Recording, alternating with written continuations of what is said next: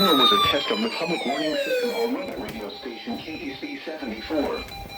During potentially dangerous weather situations, specially built receivers can be automatically activated by the signal to warn of the impending hazard. Tests of the signal and receiver's performance are normally conducted by the National Weather Service between 11 a.m. and noon Eastern Time each Wednesday. If there is a threat of severe weather, the test will be postponed to the next available good weather day. Reception of this broadcast, and especially the warning alarm tone, will vary at any given location.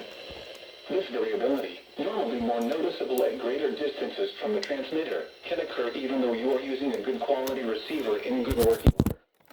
The warning alarm tone will be activated for hazardous watches and warnings for the following counties in Indiana: Boone, Decatur, Delaware, Hamilton, Hancock, Hendricks, Henry, Johnson, Madison, Marion, Morgan, Rush, Shelby, and Tipton.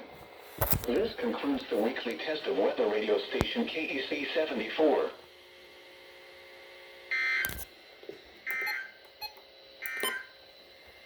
At 11 a.m. at Indianapolis, it was partly sunny. The temperature was 56 degrees, with dew point 42, and the relative humidity 59%. The wind was north at 14 miles an hour. The barometric pressure was 30.40 inches and rising.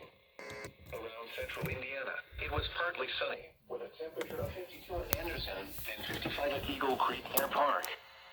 It was cloudy, with a temperature of 55 at Muncie and 55 at Shelbyville.